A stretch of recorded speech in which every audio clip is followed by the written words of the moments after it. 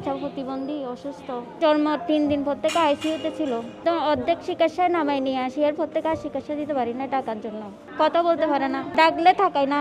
ওরটা ওর মতো, ও নিজে হাসে, নিজে কান্না করে। একটু আগে রক্ত আসছিল, ওর আব্বু আমাকে মারধর করে আমাকে ফেলে চলে গেছে। তখন থেকে ওর চিকিৎসা করতে পারি না।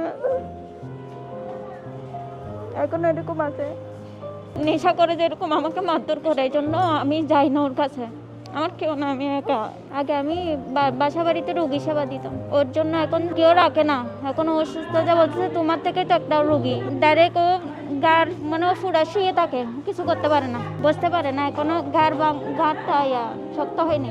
একটু বসতে পারলে তো আমি কাজ করতে পারবো। এখন আমার মেয়ে সুস্থ হলে তো আমি চাকরি করতে পারবো। এর চেয়ে বড় কিছু আর কিছু নাই। আমি চাচ্ছি আমার বাচ্চা সুস্থ হোক।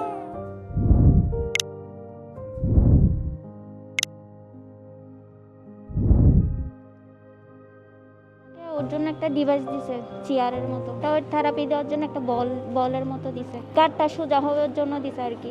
যারা আমার মেয়েকে ডিভাইসটা দিচ্ছে, তাদেরকে আল্লাহ রহমত করুক, আরো বেশি বেশি দেওয়ার মতো তৌফিক দান করে দেখ। আর আমি অনেক দোয়া করি, নামাজ পড়ে দোয়া করবো আমি ওদের জন্য।